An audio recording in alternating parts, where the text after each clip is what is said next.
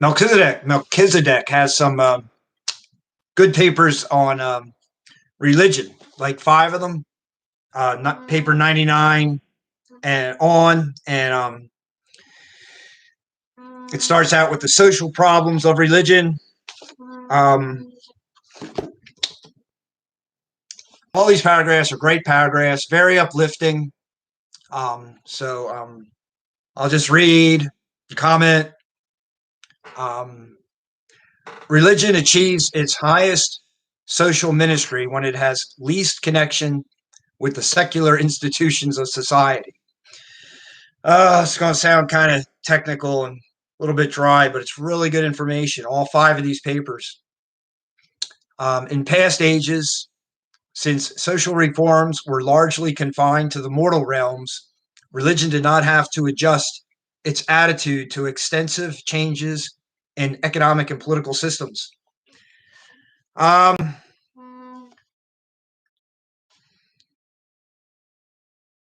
Okay, all 5 of these papers are done by, the title of the author is Melchizedek, so different Melchizedeks maybe, but they don't exactly say. Machivena Melchizedek is the being who was on this planet roughly 2,000 years before Jesus. That's another topic. I mentioned that, but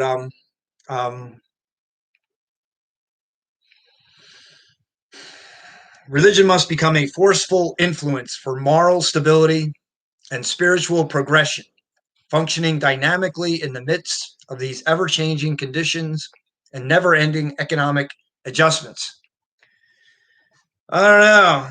Nothing that I would really say much about yet. I don't know.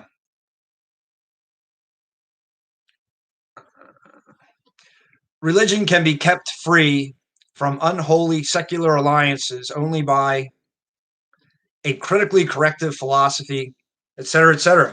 I mean, it's definitely given its opinion about religion very strongly, the book. But anyone who reads these words would have their own feelings and thoughts about them in terms of what they mean to them, what any given individual believes truth is in terms of these ideas presented in these papers. So this first one is called The Social Problems of Religion. Let me see. Any religious belief, I'm just going to read a random paragraph and see if I can say anything about it. Any religious belief which is effective in spiritualizing the believer is certain to have powerful repercussions in the social life of such a religionist. Religious experience unfailingly yields the, quote, fruits of the spirit in the daily life of the spirit-led mortal. So, as I progress as a human being in terms of my character and my just ability to be a better person, Jesus-like, as it were, then the fruits of the spirit hopefully develop in anyone who's striving to be a better person. And I've of course heard of them. I whatever they are in general.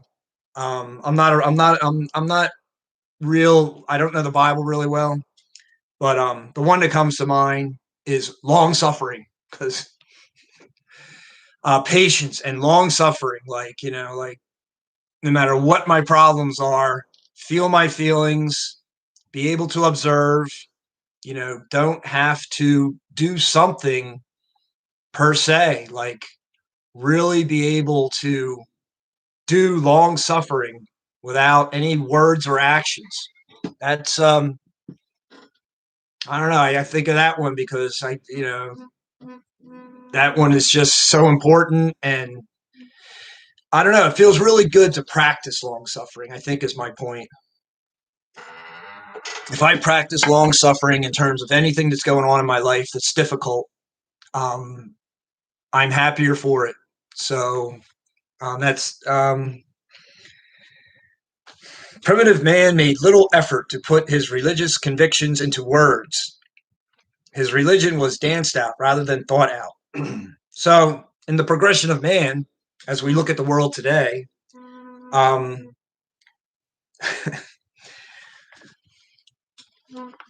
I mean, evolution is a very slow process, obviously. If we look at man today and how he acts and thinks and what he does, every single person on the planet currently, um, it's very easy to relate man today to man 800,000 years ago or whatever the number would be. So um, evolution is a very slow process as far as character building is concerned.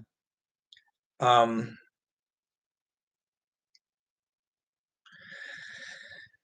I'm going to skip anything that says Jesus did this because there's a lot of information on Jesus. Although maybe not, I might read it, but I just kind of want to stick to what the Melchizedeks had to say about religion and human experience.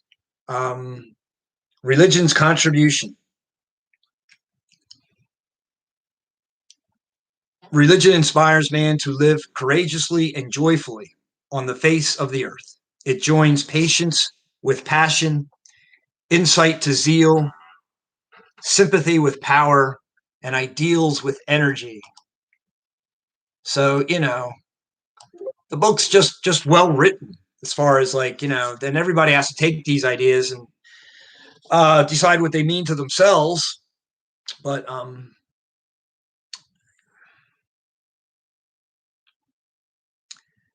those are the goals. I mean, these are the things. I've read this book many, many, many times, been to many groups. Unfortunately, there's not that many live urantia book groups. But in the past, over the last, since 1990, I started reading in 1990.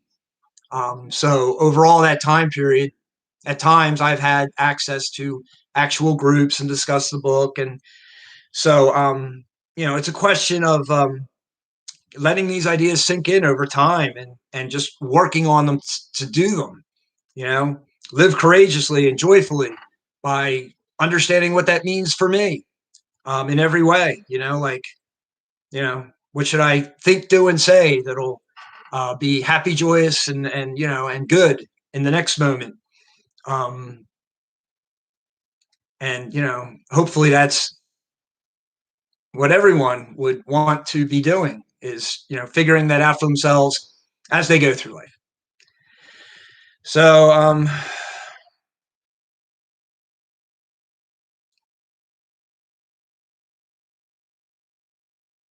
all these ideas and of course all these ideas are illustrated in the life of Jesus, at least as he's written about in this book. They'll easily say things about the strong character with the kindness that we should all strive to be. Man can never wisely decide temporal issues or transcend the selfishness of personal interests unless he meditates in the presence of the sovereignty of God and reckons with the realities of divine meanings and spiritual values. So I definitely make an effort to meditate. Um, I think it's a good practice. Probably a necessary practice for any real spiritual growth. And reading and understanding books like this, where understanding divine meanings and spiritual values in terms of what they really are, so so that I can be calmer, happier, stronger as a person, kind, all the attributes that are good attributes, is the goal. Certainly the sovereignty of God is something that is always, right in front of me, or right, it's always a constant thought, is the will of God, the gospel of truth, or Jesus, or, is simply that, the fatherhood of God, the brotherhood of man, the will of God, service to others. That's always primal in my mind. And everyone has to come to that understanding for themselves in some fashion, in some way, in truth, whatever that truth might be. This book is a book of its own ideas. It's saying what it thinks is true and what it believes. I enjoy it and appreciate it very, very much. But again, it's a matter of belief and faith.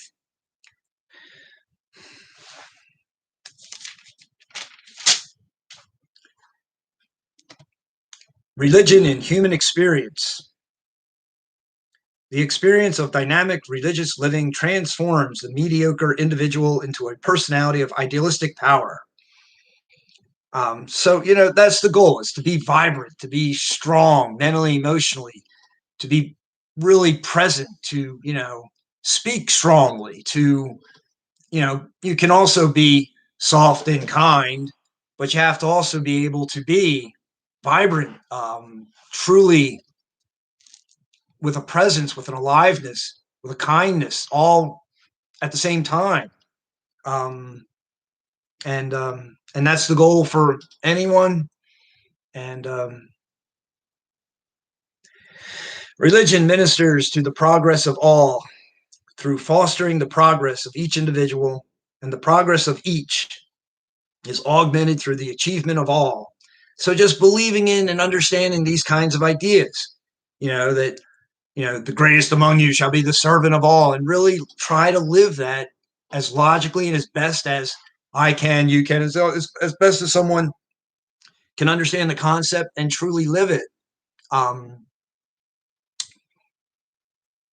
And life just goes so much better for me, for anyone. The more I or anyone lives up to real truth, real spiritual principles, life just goes better. Life is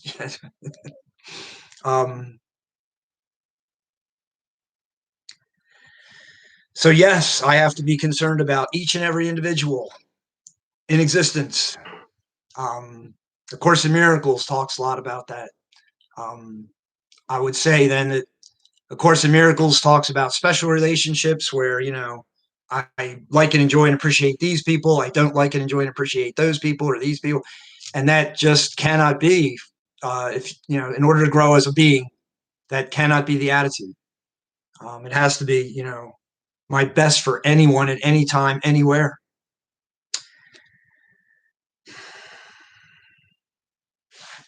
All right, religion and human experience, religious growth, spiritual growth. Well, okay, so Jesus portrayed the profound surety of the God-knowing mortal when he said, to a God-knowing kingdom believer, what does it matter if all things earthly crash? So, they say, Jesus was the most religious person in terms of, living God's will. And they, something about how he burned bridges to live God's will. I'm paraphrasing, but sentences like that. And that's primal. God's will as I understand it, or anyone understands it to the best of their ability in the moment at all times.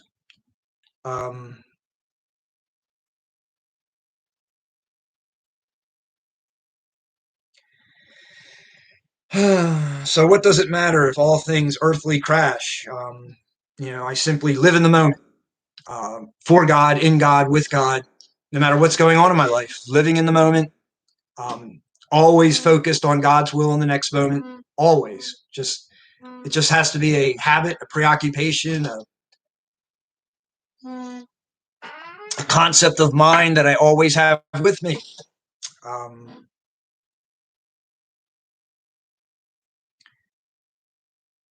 Growth is always unconscious, be it physical, intellectual, or spiritual. So they'll talk about, how there's growth in the sleep state. I think they say something about that, but it's a gradual process. Growth in character, they're saying, and certainly seems to be, it's a gradual process. It's mostly an unconscious process of whatever's going on with the given individual mind, intellect, emotions. The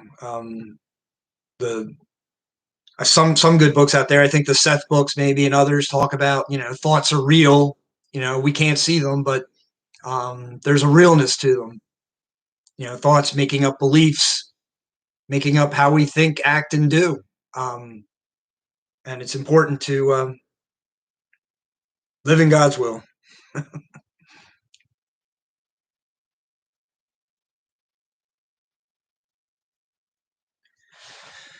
Uh, I don't know, just a lot of good senses, a lot of good information. Problems of growth, um, religious perplexities are inevitable. There can be no growth without psychic conflict and spiritual agitation. So, I mean, I can think for myself, when I first started reading the Urantia book in 1990, the person I was then in terms of my thoughts, actions, and behaviors, the person I am now is much, much better, I would say, in an overall sense, in terms of goodness, in just an overall sense. Um, and it's, life is going through, moment to moment where a lot of those moments throughout the day are hurtful or annoying or painful in some way. It's just that's the way it is as far as growth goes. Like, living through it, feeling it, getting stronger. Um, the human intellect protests against being weaned from subsisting upon the non spiritual energies of temporal existence. So, as the lowest order of will creatures, man uh, is this, has this dilemma. It's a natural process. Um, God created beings from high to low in terms of perfection, and man is what he is. Um, the slothful animal mind rebels at the effort required to wrestle with cosmic problem solving. So I don't wrestle with it. I enjoy trying as hard as I can to live up to my best. Um, and but I know how the world acts. I've been in the world a long time, so I understand how people think and how they act and what they do. Conversion and mysticism. I'm looking at a short paragraph here, but emotion alone is a false conversion. One must have faith as well as feeling. To the extent that such psychic mobilization is partial, and insofar as such human loyalty motivation is incomplete, to that extent will the experience of conversion be a blended intellectual, emotional, and spiritual reality. Well, that was quite the technical sentence there. And, in between a lot of other information that's like this, it's worded like this. It appeals to me, but it is intellectual learning and understanding. Um, I just kind of read it and just kind of get the flavor of it. I mean, like the first time I read the Ranch book in 1990, I just read it straight through. I didn't try to reread things as I was going through it. And, I'm sure at the end of that first reading, I didn't have a clue as to what it was, but I knew that it sounded good and, there was good things in this book, so reading it through again and again, letting it sink in terms of what it means and, how I can make my own life better by understanding the principles in this book. Um,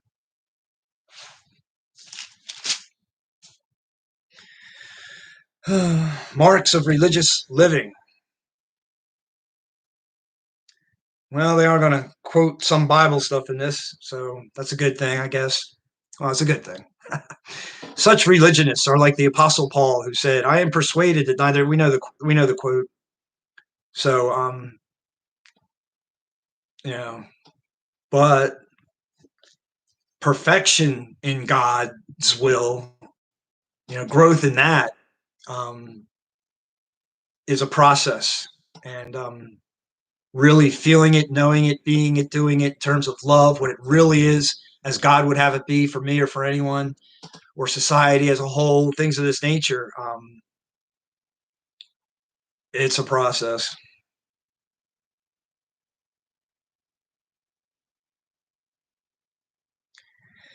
Well, here's the acme of religious living. This is where they give nothing but really great lines about Jesus. Um, so It's just over and over again here. The unfailing kindness of Jesus touched the hearts of men, but his stalwart strength of character amazed his followers. Many paragraphs just like that for 3 pages. Everything positive that you can think of, they pretty much put into this little section here. The acme of religious living about Jesus. Jesus was an unusually cheerful person, but he was not a blind and unreasoning optimist. There's always that act the right way, be the right way, but with wisdom and insight. Acuity is a word, right? In terms of just understanding the overall situation. That's the development of real character. So, I just enjoy these sentences. Like, I couldn't say this, but this book does. Like, Jesus was great because he was good, and yet he fraternized with the little children. Just a well put sentence.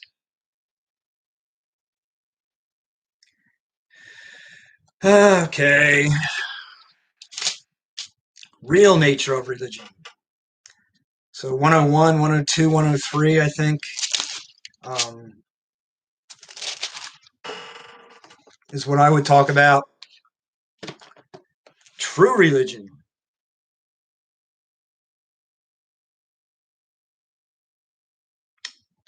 While religion is not the product of the rationalistic speculations of material cosmology, it is nonetheless the creation of a wholly rational insight, which originates in man's mind experience.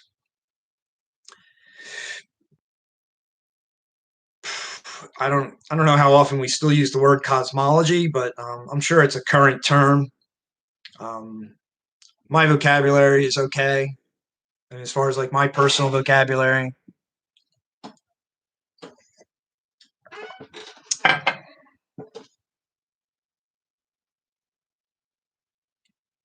faith unites moral insight with conscientious discriminations of values, and the pre-existent evolutionary sense of duty completes the ancestry of true religion. Wow. It's just great to take in. The fact of religion.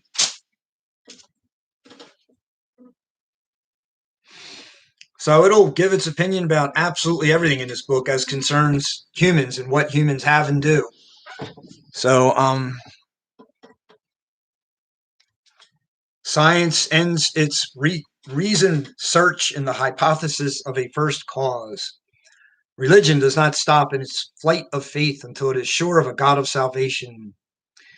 It'll, and then it'll say science does this, religion does this. It'll just give different examples in different words, different phrases, different sentences, different paragraphs, using the same ideas and just giving a thought on the same types of ideas.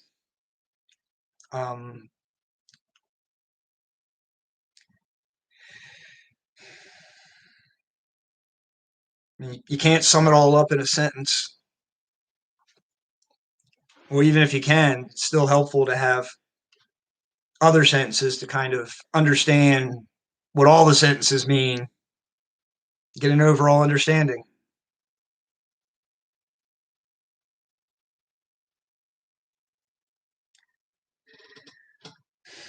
The characteristics of religion. Religion is so vital that it persists in the absence of learning. It lives in spite of its contamination with erroneous cosmologies and false philosophies. Yeah, it's pretty technical stuff. Well worth taking in, though.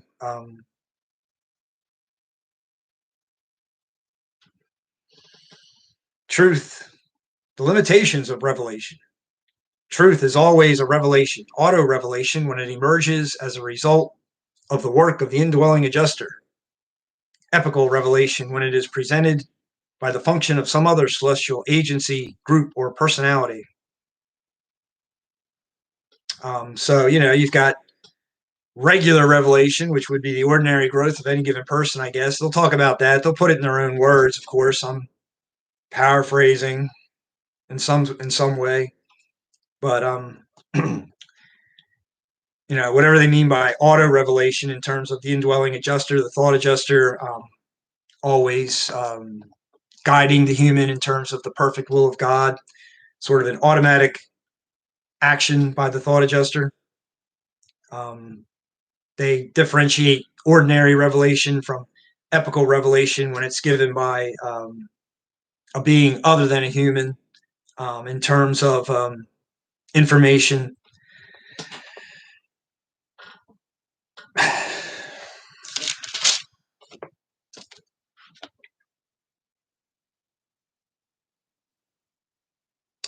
So, again, with, given a word and then given something about it in a different way. Scientists assemble facts. Philosophers coordinate ideas, while prophets exalt ideals. Just to get an overall understanding of how things work.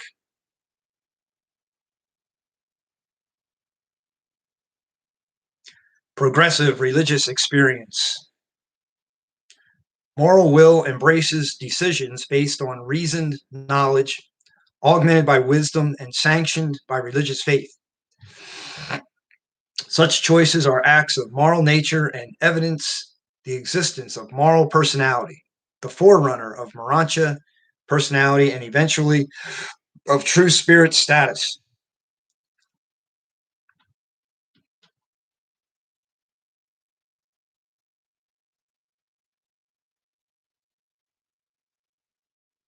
Um, Morality, as God would define it for any given person, is primal. They'll allude to that or say that in different ways throughout the book. Um,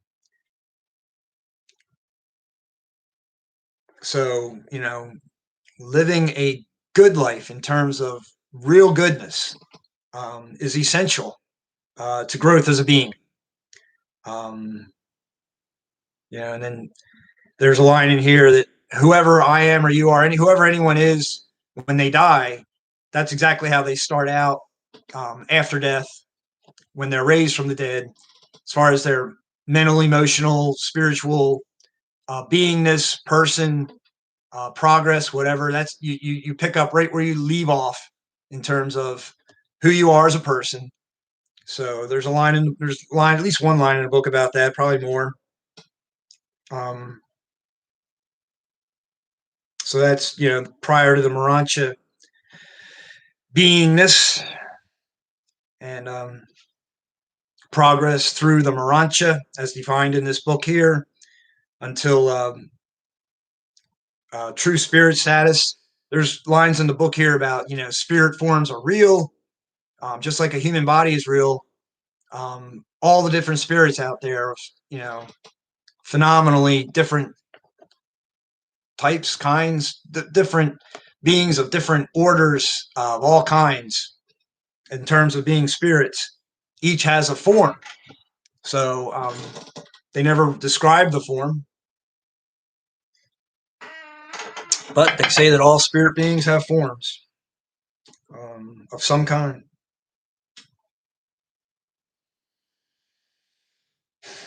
And a lot of stuff is obvious, but needs to be said or should be said.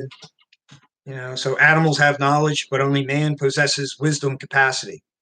So a lot of things that we understand and know are also in this book, but it's restated and put in context with some other thoughts that might be higher thoughts or different thoughts that man doesn't really know much of.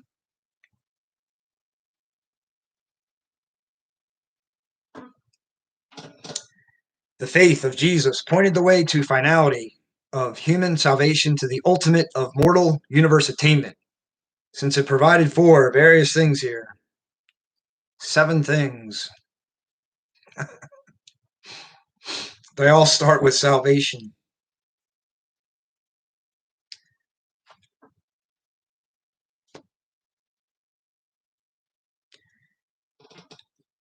A philosophy of religion evolves out of a basic growth of ideas plus experimental living, as both are modified by the tendency to imitate associates. And then it'll go on with that explanation. Moral cowards never achieve high planes of philosophic thinking. It requires courage to invade new levels of experience and to attempt the exploration of unknown realms of intellectual living. So,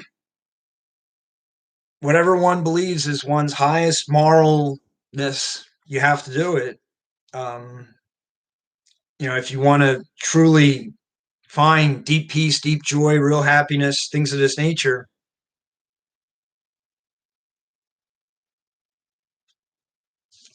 I think there's a line in the book, Jesus didn't see men as necessarily evil or bad in that sense. He saw them more as weak. There's a line in the book specifically saying something like that.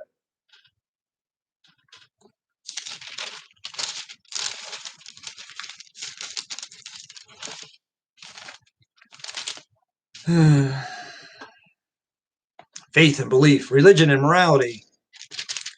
Yeah, morality is definitely all through here, so it's very important to find one's highest, best morality. As growth as a being, which is required. I mean, growth as a being isn't optional. Anyone who chooses not to go on, whatever the plan for them is in terms of God's will for them, they can choose not to go on. But choosing to go on means finding one's greatest character, greatest morality, and things of this nature. Religion is man's liberator.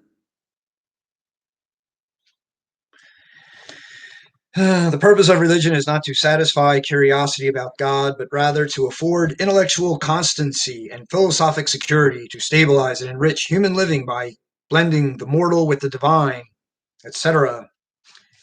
Yeah, and I guess that idea is kind of getting at the idea of fusion with your thought adjuster, the spirit of God within me, within anyone, a oneness, finding a oneness with that spiritual being. And when you do find that oneness, it is acknowledged in some sense. They say in here, anyone who finds that oneness, the spirit, the thought adjuster spirit, in some sense, will say to the person in audible fashion, "This is a beloved Son in whom I am well pleased." Jesus's statement, the statement to Jesus was, "This is my beloved Son in whom I am well pleased."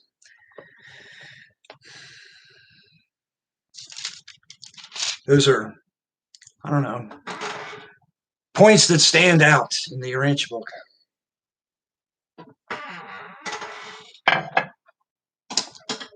The foundations of religious faith.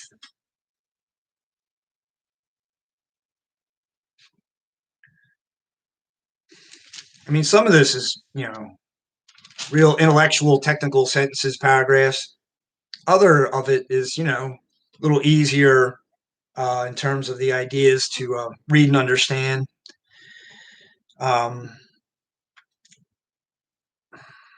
I don't know, we're going to read. Unity is best found in human experience through philosophy.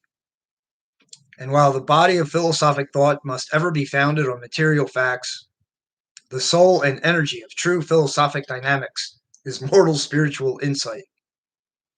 Wow. I mean, over and over again, all 5 of these papers just kind of giving the same ideas different ways in terms of, they're just trying to get us, me, anyone to understand truth and to truly live it.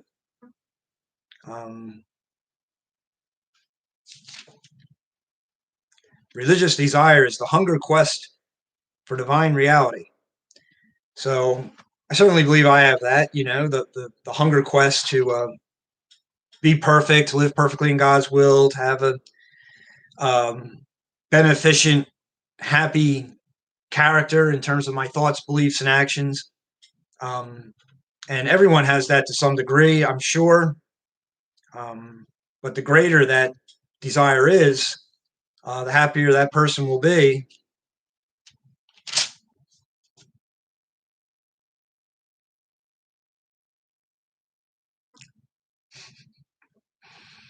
Science vainly strives to create the brotherhood of culture. Religion brings into being the brotherhood of the spirits. So different words, just trying to express ideas. I mean, you could interchange some of these words and, you know, have the same idea, but if I read this or anyone reads this over and over and over again in different ways, I get an overall understanding of what they're trying to say and make my life better by living what I understand from this material.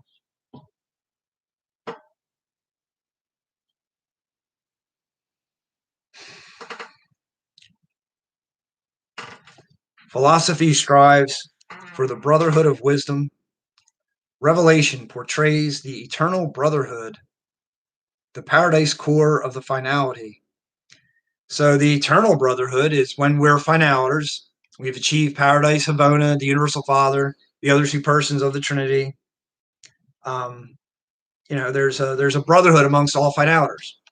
There's a line in the book about men and women remain men and women in a sense, even as finaliters.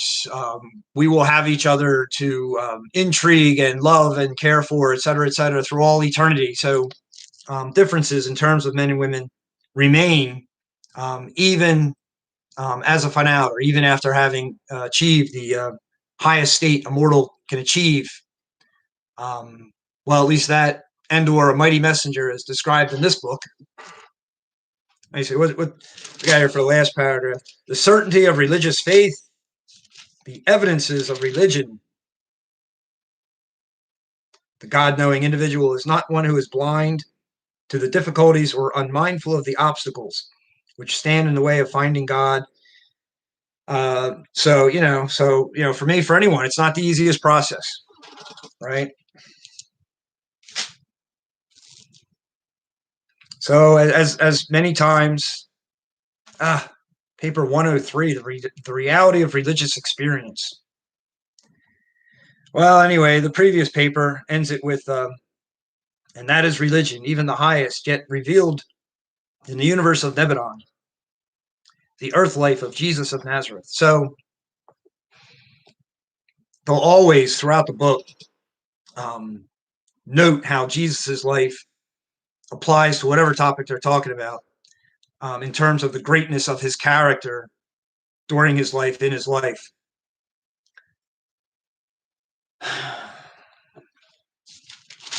Philosophy of religion. Religion in the individual. Moral choosing is usually accompanied by more or less moral conflict. Yes, it is. And part of the human dilemma. Religion and the human race, spiritual communion, the origin of ideals. Ideals. Science and religion. They have many strong opinions about all that. I think the bottom line, most important idea is, God is a person. The first person is a person. The second person is a person. The third person is a person. That type of idea is, that's primal. Absolutely primal is the only way for anyone to grow as a person, in the person, or for the person of the three persons of the Trinity, is to acknowledge them as a person. Otherwise, I can't grow as a personal being for that personal being who wants me to grow as a personal being, knowing him as a person. And that's the only goal, is perfection in God's will. So, it has to be believed in and understood and lived that God is a person. But that's just, to me, that's just, one of the higher, simpler, well, not simpler, but one of the higher, ideas to know in that sense. But here they'll give all kinds of information about science and, oh my, technical stuff. I'm not even going to try to read it. Philosophy and religion, the essence of religion.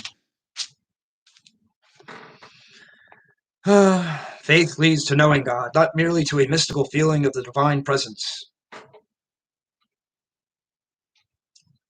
Wisdom is important.